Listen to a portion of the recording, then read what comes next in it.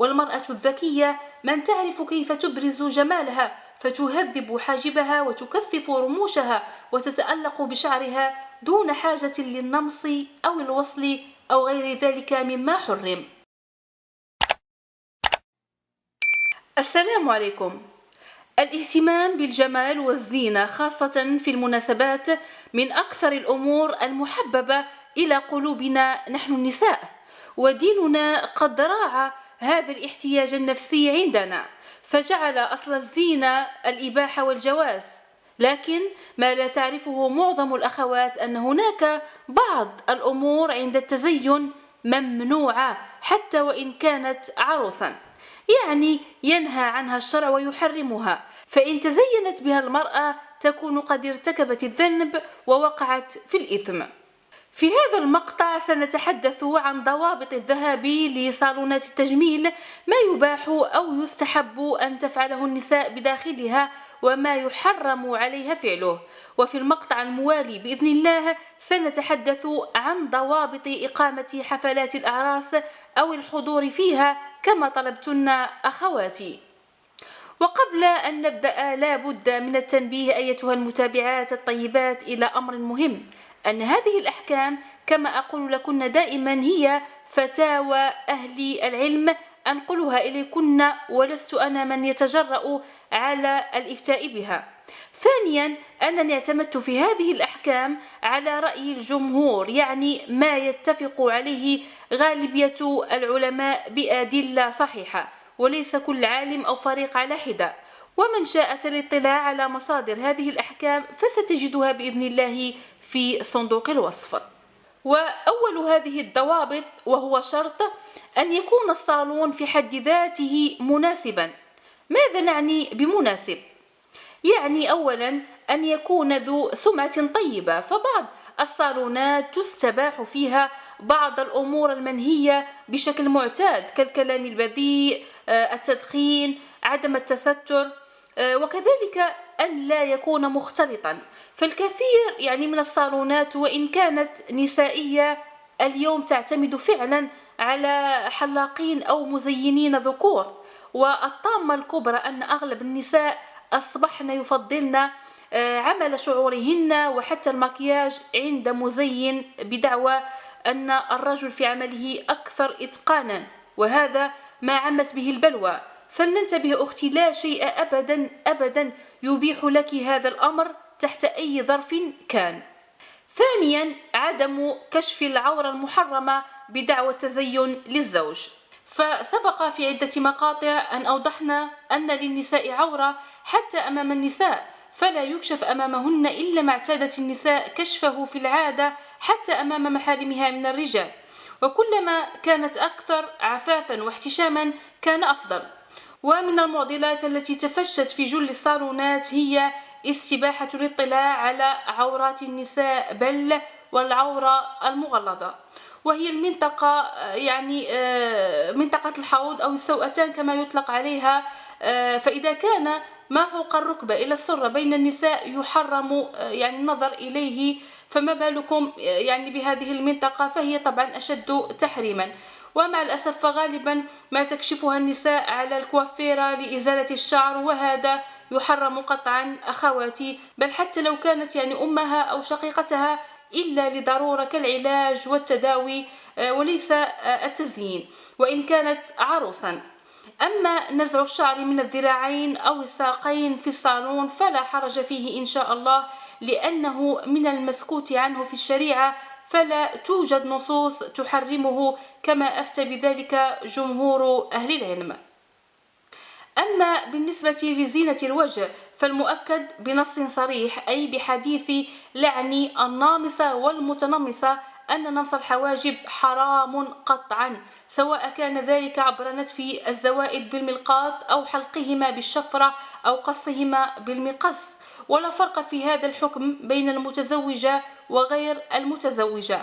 وتستثنى عند الجمهور من أهل العلم المرأة ذات الحاجبين الكثيفين جدا، والتي يكون فيهما الشعر زائدا ظاهرا مبعثرا إلى درجة التشبه بحاجب الرجل العريض، فيمكنها قص أطرافه وتعديله لا بالنتف ولكن بالقص، يعني بالمقص، تعدله إلى أن يرجع إلى الاعتدال، لأن المقصود هنا أختي إزالة التشوه والأذى وليس تغيير خلق الله تعالى للحسن. ولأن قص الشعر الزائد يعني عن المألوف ليس فيه نص يحرمه.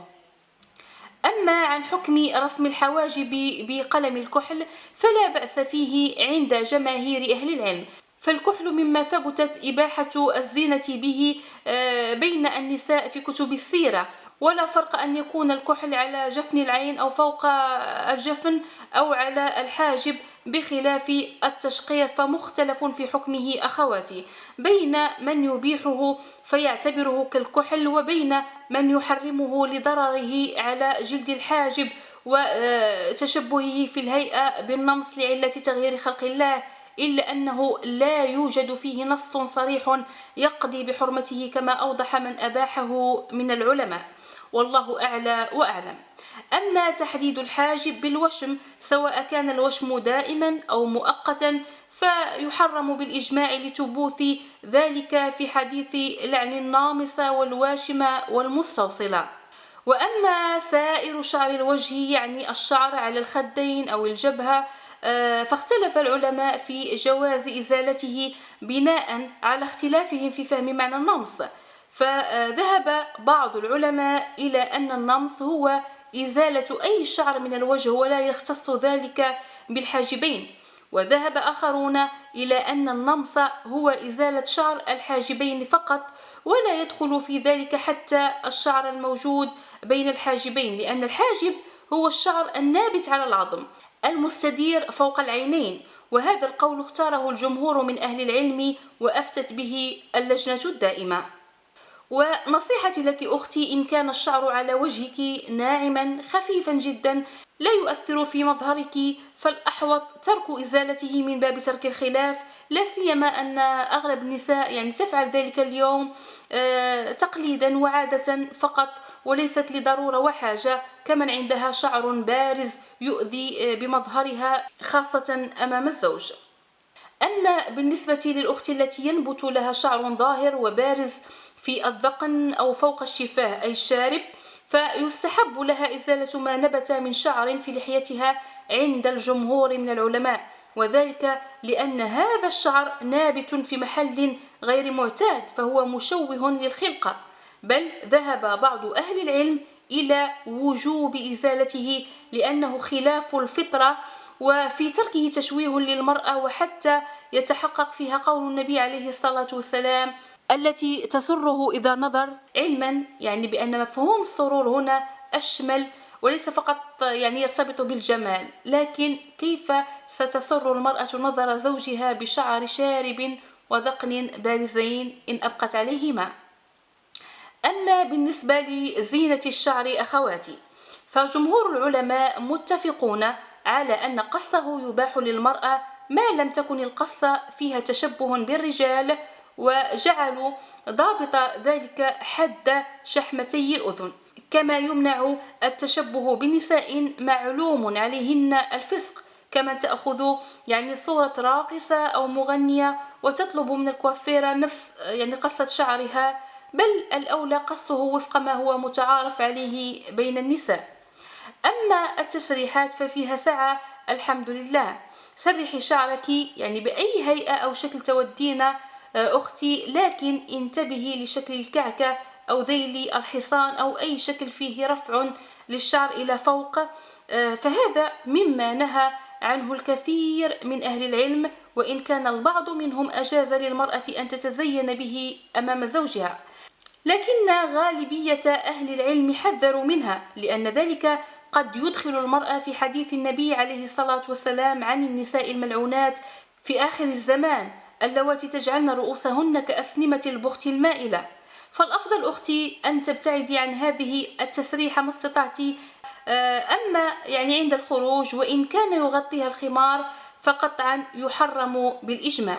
ومع ذكر شعر الرأس نذكر الشعر الصناعي المركب أو ما يصطلح عليه شرعا بالوصل، وصل الشعر الطبيعي بشعر آخر ليزيد من طوله أو كثافته، فقطعا هذا فيه تحريم، سواء كان الشعر مسدلا أو عبارة عن ضفائر، كما ينتشر خاصة في الدول الإفريقية، أو الراسطة كما نطلق عليها نحن. ويدخل في الوصل الرموش الاصطناعية، لأنها تحقق نفس المقصد، وصل شعر صناعي بشعر الرموش الطبيعي لتبدو أكثر كثافة وطولا. فهو محرم، ولا فرق في هذا بين من تريده للتزين كعروس أو غيرها، أو بين من تضعه لساعات أي بشكل مؤقت، أو تضعه دائما. أما الباروكة فمختلف في أمرها بين العلماء أخواتي، بين من يعدها من الوصل وبين من يقول أنها ليست من الوصل، لأنها توضع فوق الشعر كالخمار مثلا ولا تتصل بالشعر. وبعض أهل العلم يجيزها في حال الصلع الكامل للمرأة بسبب مرض أو سرطان، عافانا الله وإياكن غالياتي، وشفى كل أخت مصابة به يا رب. فيقول إن في هذه الحال لبسها للباروكة يكون من باب ستر العيب، لا الرغبة في زيادة الحسن والتجمل، فيكون جائزا، والله أعلى وأعلم. أما عن صباغة الشعر فيجوز للنساء صبغه بسائر الألوان المتعارف عليها كالأحمر والأصفر والبني ودرجات هذه الألوان، فهو جائز، إلا الصباغة باللون الأسود فمختلف الحكم فيها بين التحريم والكراهة أخواتي، وذلك لقول النبي صلى الله عليه وسلم في الحديث الصحيح: غيروا هذا الشيب وجنبوه السواد. ولأنه قال عليه الصلاة والسلام: إنه سيأتي في آخر الزمان قوم يخضبون بالسواد كحواصل الحمام لا يريحون رائحة الجنة. ويندرج معنى القوم في هذا الحديث الرجال والنساء معا، والله أعلى وأعلم. أما استعمال الميش أو الميش على الشعر صبغ بعض الخصلات من الشعر فقط، وإن كنت لا أفضله صراحة، لكن أكثر العلماء على إباحته ما لم يكن فيه ضرر، ما يعني أن بعضهم الآخر يحرمه. وللأخت هنا أن تتبع رأي الغالبية أو تترك الأمر إن وجدت في نفسها منه ريبة، متبعة قول من ينهى عنه من العلماء. أما عن عمل المكياج في الصالون أمام النساء فلا حرج في ذلك طبعا، ما دام المكان خاص بالنساء فقط، فهذه ليست من الزينة المحرمة أمام النساء. وطبعا أختي يجب أن تراعي هذه المسألة، أن لا تخرجي من الصالون وجهك مكشوف بهذه الزينة، لا بد من إخفائها بإسدال الخمار على وجهك أو لبسك للنقاب مع تغطية العينين طبعا، لأنهما ستكون مزينتان، ولبس النقاب على هذا الحال سيزيد الطين بالله. أما حكم لبس العدسات اللاصقة فلا بأس باستعمال العدسات الطبية الملونة إن لم يكن فيها ضرر على العين. أما لو أدى ذلك إلى الغش، كأن تظهر بها المخطوبة أمام خطيبها ليعتقد أنهما عيناها فيعجب بها، فطبعا لا يجوز آنذاك استعمالها. كذلك النقش على اليد فهو من الزينة التي لا يجب أن تظهر في الشارع أو أمام الرجال الأجانب، فاحترسي أختي. أما الوشم فلا شك أنه من موجبات اللعن ومحرم بالإجماع. وبالنسبة للأظافر الاصطناعية فوضع الأظافر لغرض الزينة والتجمل، فأجمع العلماء على أنه لا يجوز، لأن فيه تغيير لخلق الله ولما يتضمنه من الغش والتدليس، وتجوز في حالة واحدة فقط، في حال قلعت بعض أظافر الشخص لمرض أو غيره فيصبح محتاجا إلى زراعة أو وضع أظافر صناعية مكانها، فهذا لا حرج فيه لحاجة التداوي كما أفتى أهل العلم، والله أعلى وأعلم. أما الطلاء فجائز، ولكن يجب مسحه عند الوضوء حتى لا يمنع وصول الماء للأظافر. كما ينهى كذلك أخواتي عن إطالة الأظافر، ففي ذلك مخالفة لسنة من سنن الفطرة وهي تقليمها. والحكمة من التقليم النظافة والنقاء مما قد يكون تحتها من أوساخ أعزكم الله تعلق بها، ويكون في نفس الوقت ترفعا عن التشبه بمن يفعل ذلك من أهل الفسق أو التشبه بذوات المخالب والأظفار من الحيوانات، فهذا لا يجوز. فالله كرمنا عن جميع مخلوقاته ووجب أن نكرم أنفسنا. وأخيرا نختم بالعطر. فكما هو معلوم أن خروج المرأة مستعطرة، أي وهي ترش عليها العطر أو حتى الطيب يعني البخور، ينهى عنه الشرع بنص نبوي صريح. فإذا غاليتي أجلي رش العطر حتى تصلي يعني بيتك أو قبيل انضمامك إلى النساء في مكان المناسبة أو العرس، فهكذا تأمنين على نفسك من الوقوع في الإثم. في الختام غاليتي، فأنهي المقطع بكلمة لكل أخت بشكل عام، ألا تعتقد أن بعدها يعني في التزين عن ما حرم الله تعالى سينتقص من جمالها، بل على العكس سيزيد. فكذلك للرضا بما أمر الله مفعولا داخليا ينعكس على الملامح فيزيدها يعني حسنا وبهاء. والمرأة الذكية من تعرف كيف تبرز جمالها، فتهذب حاجبها وتكثف رموشها وتتألق بشعرها دون حاجة للنمص أو الوصل أو غير ذلك مما حرم. أما كلمتي لك أيتها العروس، فتأكدي غاليتي أنك حين تبدأين حياتك الزوجية بامتثالك لأمر الله وأنت تتزينين لليلة زفافك، تأكدي أنك بفعلك هذا ستكونين أحلى وأحلى في عين زوجك، ليس ليلة العرس فحسب بل طوال ليالي العمر بإذن الله. أسأل الله العظيم أن يتمم زواجك على خير ومبارك لك أختي، بارك الله لكما وبارك عليكما وجمع بينكما في خير، والسلام عليكم ورحمة الله وبركاته.